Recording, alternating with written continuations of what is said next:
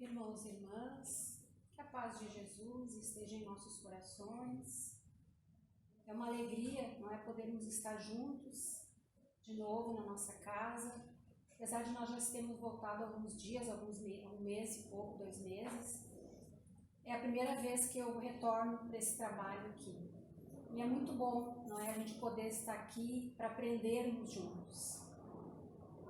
Eu gosto sempre de falar, não é, que nós que estamos aqui fazendo esse trabalho somos os mais necessitados de aprender, não é, do aprendizado. Se aqui estamos é porque nós precisamos de aprender. E na busca, quando a gente prepara o trabalho, quando a gente pesquisa, faz as leituras, a gente aprende muito, não é? E quando a gente está aqui falando, o primeiro ouvido que ouve é o nosso. Então é porque nós temos muita necessidade de estarmos aqui. Então hoje eu gostaria de convidar todos que nós pudéssemos refletir, não é, sobre esse assunto que está ali no quadro, as tentações de Jesus e as nossas, que sabemos que são muitas, não é? Falarmos também sobre a necessidade do vigiai e orai. Esse tema, ele nos chama muito a atenção sobre essa também uma passagem do Evangelho, né? A vigilância que nós temos que ter, não com os nossos irmãos, mas conosco mesmo.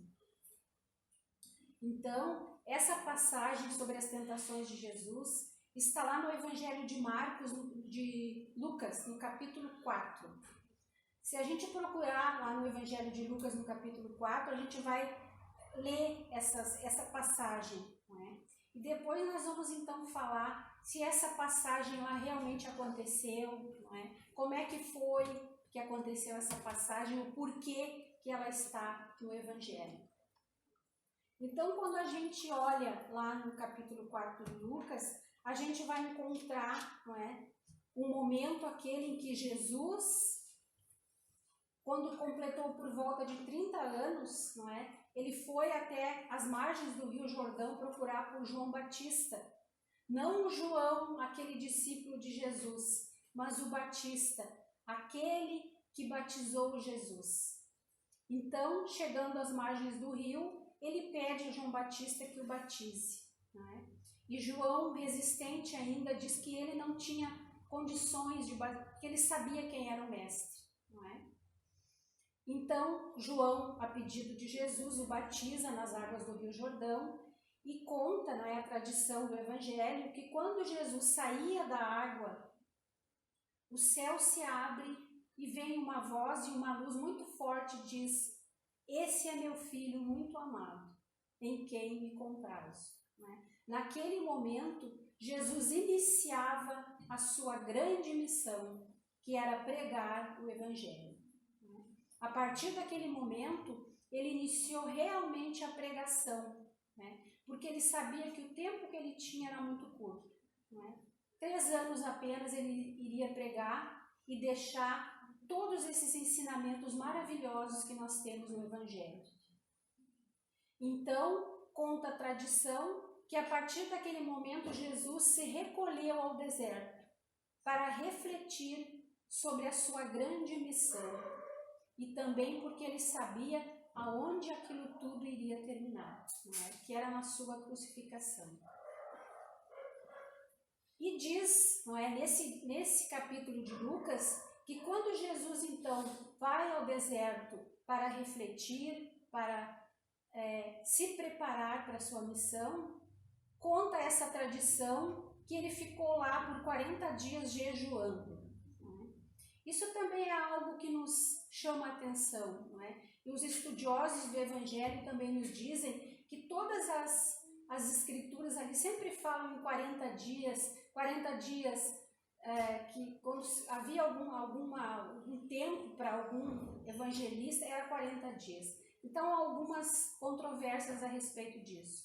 E também que Jesus ficou jejuando, não é? Nós sabemos que algumas religiões ou irmãs nossas, não é, que temos aqui hoje, falam muito sobre o jejum, mas também a doutrina vem nos esclarecer que esse jejum, não é, ele pode ser interpretado de uma outra forma, porque Jesus também disse, não é, que o que nos faz mal não é o que entra na nossa boca, mas sim o que sai dela.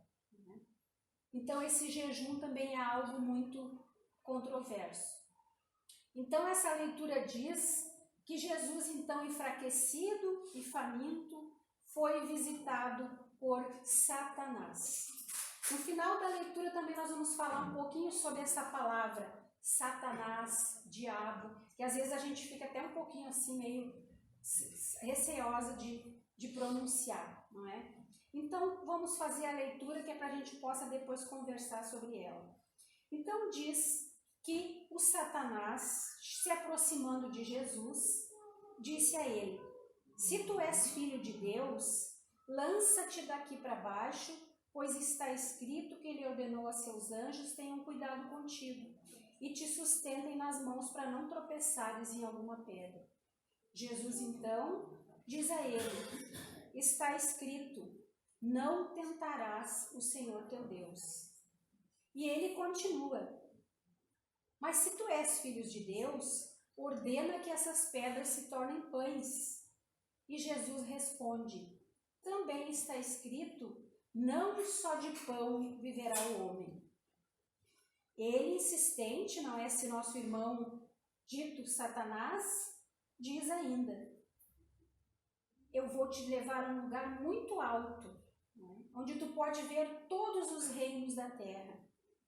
E se tu, prosternando-te, me adorares, dar-te tudo isso. Jesus então diz a ele: afasta-te, Satanás, pois está escrito, ao Senhor teu Deus adorarás e só a ele servirás. Então essa narrativa é muito interessante para que a gente possa refletir sobre ela. Nós sabemos que tudo o que Jesus deixou que chegasse a nós através do Evangelho, Jesus, quando ele veio, não é, para nos trazer a segunda revelação, a primeira Moisés, a segunda Jesus, depois a doutrina espírita, quando Jesus chega para nos trazer os seus ensinamentos, ele está totalmente amparado pela espiritualidade, né? Todas as revelações que chegam até nós, elas têm um amparo enorme da espiritualidade. Então, todos os ensinamentos do Evangelho, eles têm um amparo da espiritualidade para que chegassem até nós, hoje ainda. Não é? Se eles chegam até nós, é porque são dignos de nós pensarmos, de nós refletirmos sobre ele. E Jesus, então, tudo aquilo que ele falava, todas as suas atitudes, tudo era ensinamento. Não é? Jesus não ensinava só através das palavras, e sim dos seus atos. Não é? E essa passagem, então, nos ensina justamente o vigiai e orai. Não é? E sobre essa palavra Satã, diabo, que são palavras de origem hebraica, que significam aquele que se opõe, não é? Aquele que é contra. Isso faz muito sentido, não é? Porque essa palavra, Satanás, diabo, é uma invenção dos teólogos medievais que utilizavam justamente essa palavra para aqueles que eram contra. Não é? A gente sabe que a Idade Média teve uma época muito difícil, não é? Em que ninguém podia ser contra as ideias da igreja, porque era chamado de diabo, era chamado de bruxa, enfim, as pessoas não podiam se opor às ideias que eram aquelas que governavam a humanidade naquele tempo. Não é? Então faz todo sentido essas palavras. Não é? Não tem nada a ver com a entidade constituída, um ser do mal, porque isso também não se coaduna com a justiça divina. Todas as criaturas são criadas por Deus, todos os espíritos que existem são criados por Deus, e Deus jamais criaria alguém destinado ao mal eternamente. Nós sabemos disso, não é? Porque Deus é justiça, é amor e é bondade. Todos nós que fomos criados, espíritos criados por Deus, fomos criados simples e ignorantes. E todos nós vamos chegar à angelitude, vamos ser espíritos puros. Disso a gente não tem a menor dúvida. Então não existe um ser, não é? Uma entidade destinada ao mal. Então nesse caso aqui é bem compreensível, não é? Essa palavra diabo. E também a gente pensa, não é? Quem ousaria um espírito maligno se aproximar de Jesus? Não é? Jesus era um espírito puro, o único que esteve aqui na terra conosco. Não é? A autoridade moral de Jesus, não é? Aquilo que ele tinha, ele era um ser extremamente dócil, puro, então ele jamais seria tentado, porque ele estava pronto para iniciar a sua missão. Né? Então, nós vamos poder compreender agora, lendo cada uma dessas tentações, o que Jesus estava querendo nos dizer. E nós temos também, lá na Gênese, né, uma das obras básicas do Espiritismo, essa obra aqui, ela é muito interessante, porque ela fala das predições, dos milagres, e lá no capítulo 15 da Gênese, fala de todos os milagres de Jesus, nos explicando como eles aconteceram, o que aconteceu realmente. Né?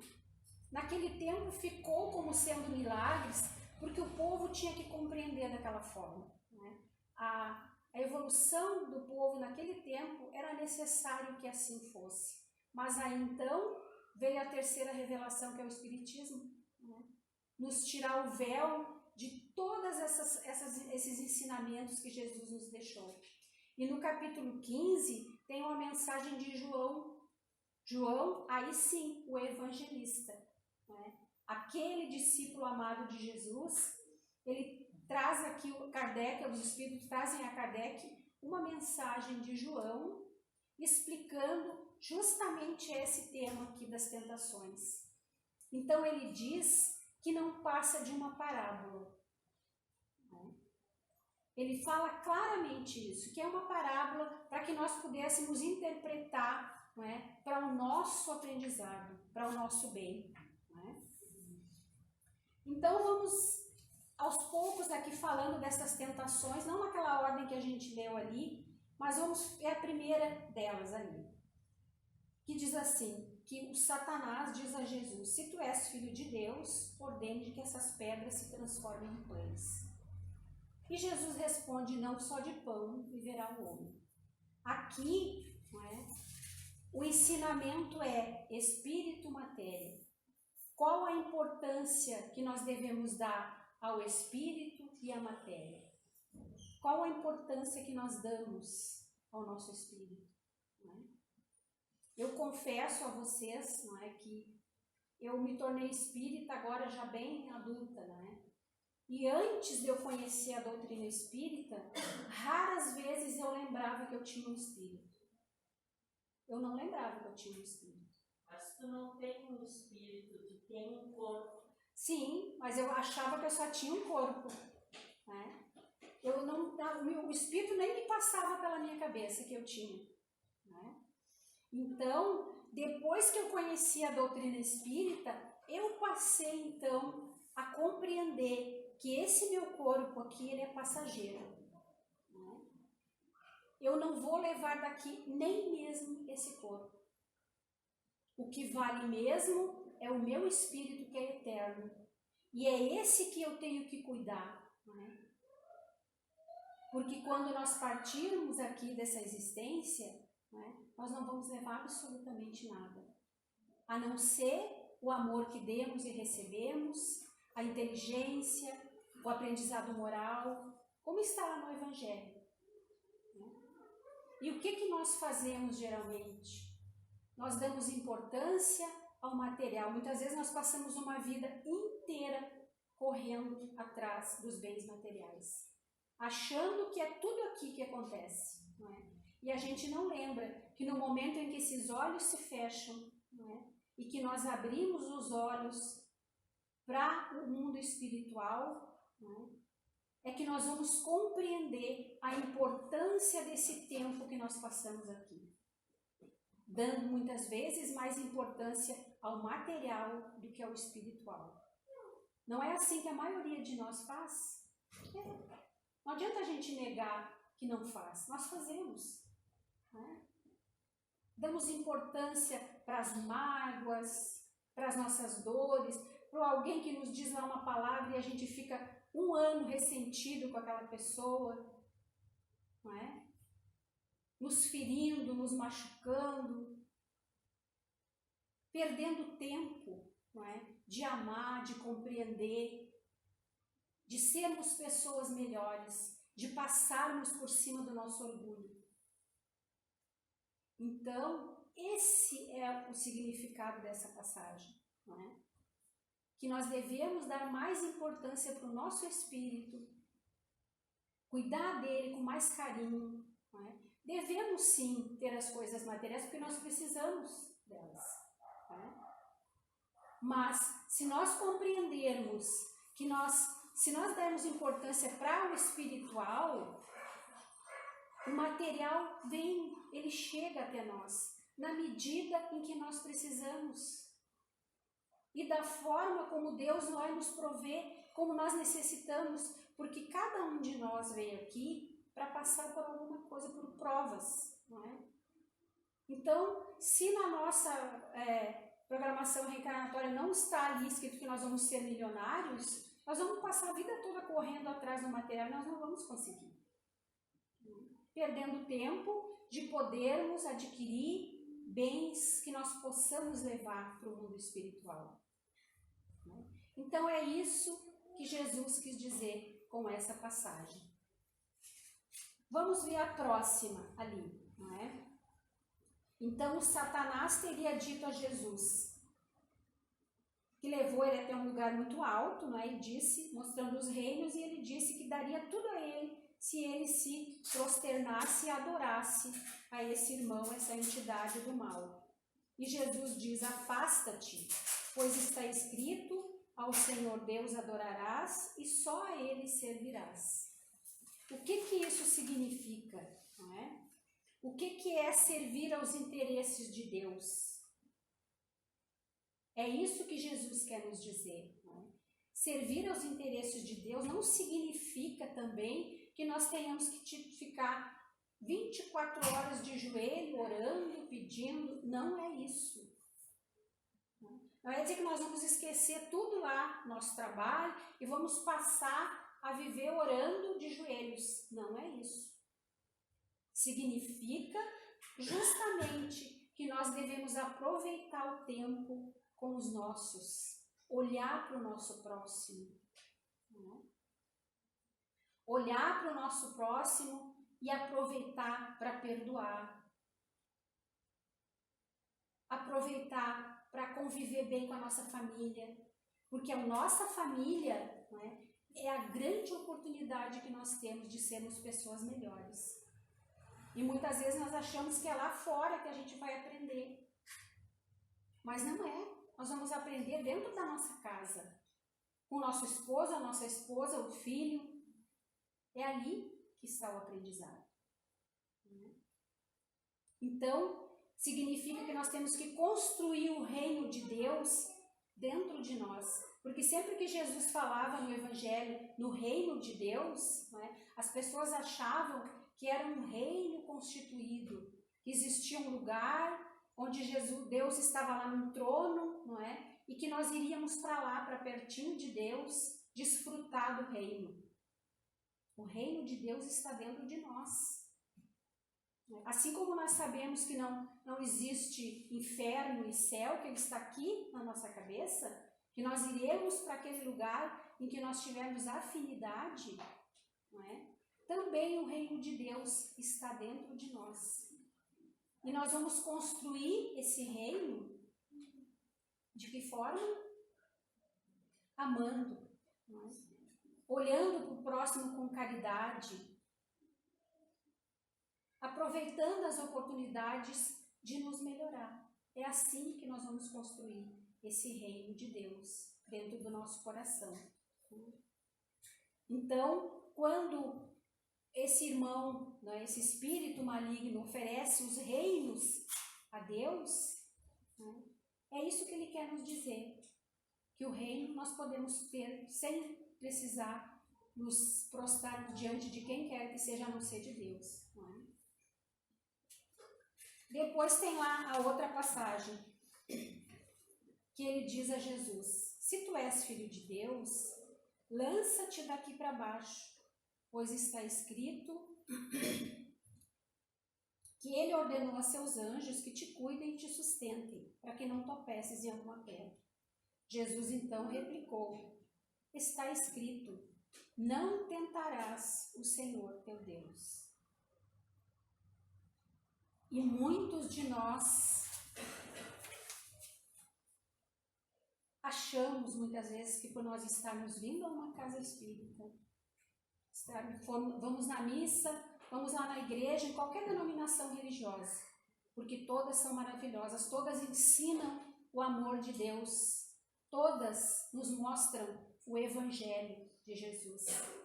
Não é? É como diz Jesus, quem tem ouvidos para ouvir que ouça, não é?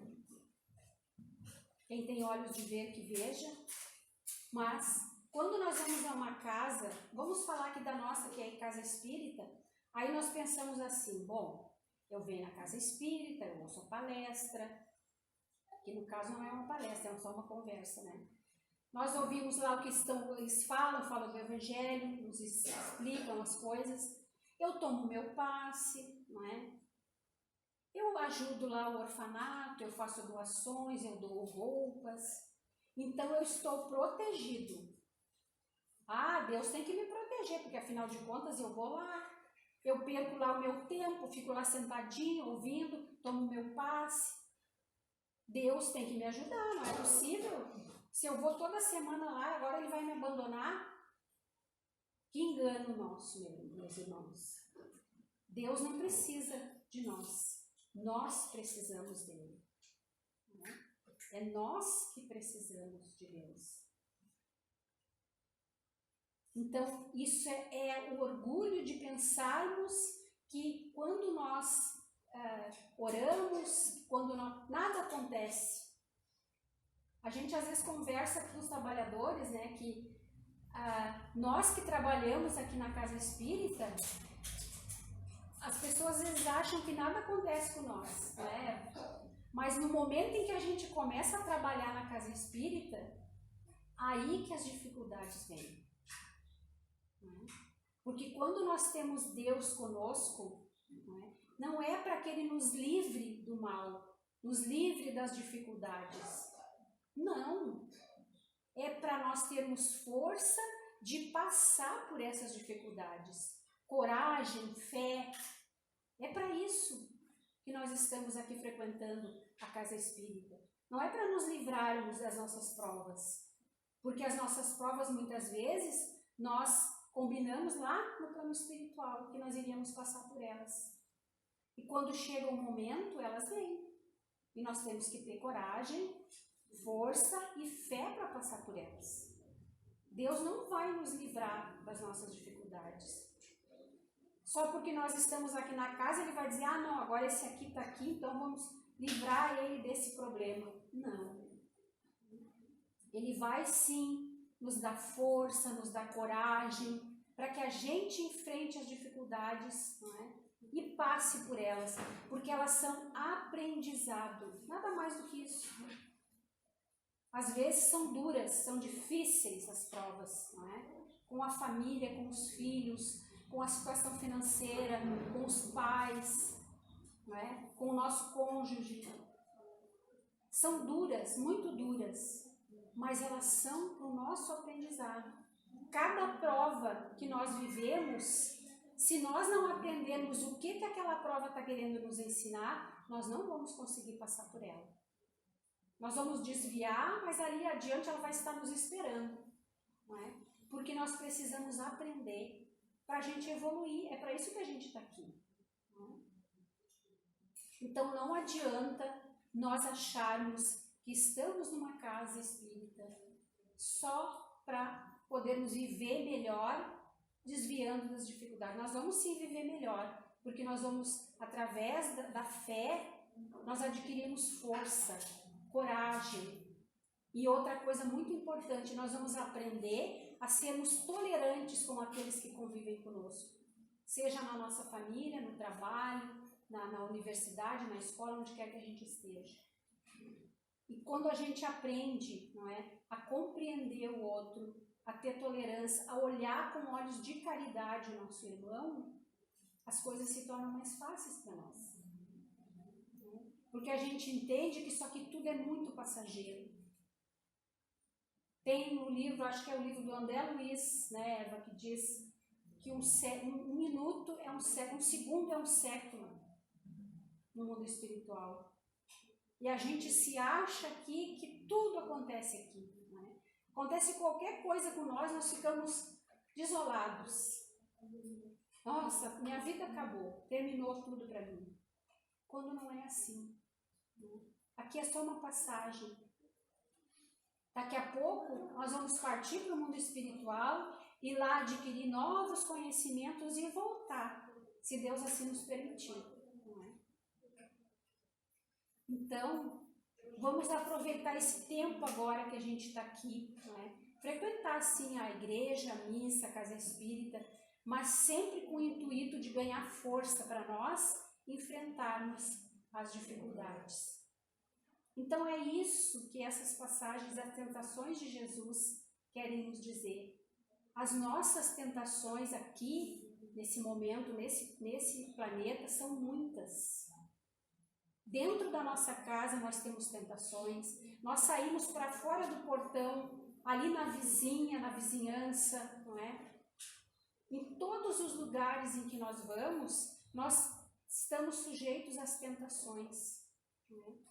De fazer aquilo que todo mundo faz. Ah, todo mundo faz, eu também, por que eu não posso fazer? São as tentações que estão nos rodeando. Mas muitas vezes, nós cedermos àquela tentação, no momento vai estar muito bom, não é? Mas ali na frente não virão as consequências. Porque o universo tem uma lei, né? De ação e reação. Tudo aquilo que nós fazemos, que nós dizemos, tem uma ressonância, tem uma consequência. Então, toda vigilância é pouca. Né? Vigiar aqui o nosso pensamento, a nossa língua, o nosso coração. Estar sempre, todas as vezes que nós vamos tomar uma decisão difícil, não é? Algo complicado, vamos nos recolher um pouquinho antes e fazer uma prece, pedindo à espiritualidade que nos dê uma luz e tenha uma certeza que nós recebemos, sim, ajuda. Nunca uma oração nossa vai se perder no espaço, ela sempre vai encontrar uma ressonância, vai encontrar aqueles espíritos que são encarregados de levar, não é, o nosso pedido. E de alguma forma nós vamos receber ajuda. Às vezes não exatamente como a gente quer, não é? Mas a gente vai sim receber ajuda. Tenham a certeza disso. É para isso que a gente frequenta, não é? A casa espírita, aprende o evangelho, para a gente ter fé que Deus está sempre vigilante para nós, para nos ajudar, para nos auxiliar. Então é isso que essas tentações querem dizer. Então, aquele versículo lá que está lá, não deixa eu ver aqui qual a parte do evangelho que está, do vigiai e orai, não é bem para essa passagem, que é isso que quer dizer para nós, que é lá em Mateus, no evangelho de Mateus, no capítulo 26. Vigiai e orai, para que não entreis em tentação. O espírito está pronto, mas a carne é fraca. A gente vê falar muito sobre isso, né? Que a carne é fraca. E realmente é. Né? Muitas vezes nós deixamos nos levar pelas tentações da vida, porque elas são tão boas, às vezes, aos nossos olhos, não é? A gente vive situações em que, muitas vezes, a gente está num grupo, não é? Aquelas pessoas estão ali, e a gente fica tentado a seguir aquela tentação. Mas nós temos que ter o discernimento, né? Que somos espíritos eternos e todas as nossas atitudes nós vamos ter. É como aquela velha história, não é? A plantação e a colheita. Tudo aquilo que nós plantamos, nós temos que colher. Bom ou ruim. Nós vamos sim colher. Então vamos começar a vigiar os nossos pensamentos, as nossas atitudes, porque assim a nossa vida vai se tornar mais tranquila. Né? Quando a gente, como está no Evangelho também, quando a gente dá mais importância ao nosso espírito, né, as coisas se tornam mais fáceis, porque daí a gente compreende que tudo aquilo que a gente está passando aqui é muito passageiro, é muito fugaz, não é? Passa rápido. Enquanto que aquelas atitudes sensatas, o amor que a gente dá, a compreensão, o perdão, nós vamos colher lá na frente, de alguma maneira. Não é? E quando nós chegarmos ao plano espiritual, e nós olharmos para trás, né, e ninguém vai nos cobrar nada quando a gente chegar no plano espiritual. Nós mesmos, a nossa consciência é que vai nos perguntar: o que eu fiz do tempo que eu passei aqui? Como eu aproveitei essa oportunidade tão maravilhosa que eu recebi? Porque a espiritualidade nos diz que os espíritos que querem reencarnar são muitos. A fila é enorme, pedindo uma oportunidade. E nós recebemos. Nós somos abençoados com essa oportunidade. E o que é que nós estamos fazendo com essa oportunidade? Nós estamos aproveitando mesmo? Não é? Estamos olhando para o nosso próximo com amor, com caridade, com compreensão, a começar por aqueles que convivem conosco. Ainda no sábado passado, nós estávamos falando aqui no grupo da família, que todos os sábados nós temos aqui, às 14 horas, o grupo da família. Nós nos unimos, nos encontramos para conversarmos sobre família, relacionamento, filhos, enfim, sobre a vida. Né? E a gente passa 1 hora conversando. Então, nós estávamos conversando sobre a palestra que aconteceu aqui na terça-feira, né? Sobre autoconhecimento, em que o Alexander, que fez a palestra aqui para nós, ele falava de o quanto nós somos egoístas e não nos damos conta disso. Quando ele começou a falar, todos nós que estávamos aqui ficamos pensativos, reflexivos, de que como nós somos egoístas. E nós achamos que não. Se a gente se alguém perguntar para a gente se tu é egoísta, a gente vai dizer: não, eu não sou egoísta. Mas aí então ele começou a falar, não é? E dizer que a pessoa, aquela que quer que tudo seja como ela quer, a vontade dela tem que ser em primeiro lugar. Não, tem que ser assim porque eu sou assim. Não é? Enfim, ele começou a falar sobre o egoísmo e a gente percebeu como a gente é egoísta. Então é importante, se vocês procurarem, por exemplo, lá no YouTube a palestra dele, que foi gravada aqui na nossa casa, vocês vão encontrar. Alexander Lunks, autodescobrimento, né? Autodescobrimento. Vocês procurem, é maravilhosa a palestra. E é assim um puxão de orelha para a gente compreender em como a gente precisa se vigiar. Em todas as nossas atividades do dia a dia. Então é isso que Jesus quis dizer, não é? Com as tentações, essa parábola que chegou até nós, porque é uma parábola, conforme nós lemos aqui na Gênesis. E quem tiver interesse, que quiser olhar, não é? Os milagres de Jesus estão todos descritos aqui no capítulo 15 da Gênesis. É maravilhoso a gente poder compreender, não é? Como as coisas realmente aconteceram. Então eu agradeço muito a atenção de vocês e que Jesus então nos auxilie, não é? Para que a gente possa realmente nos ajudar. Muito obrigada pela atenção.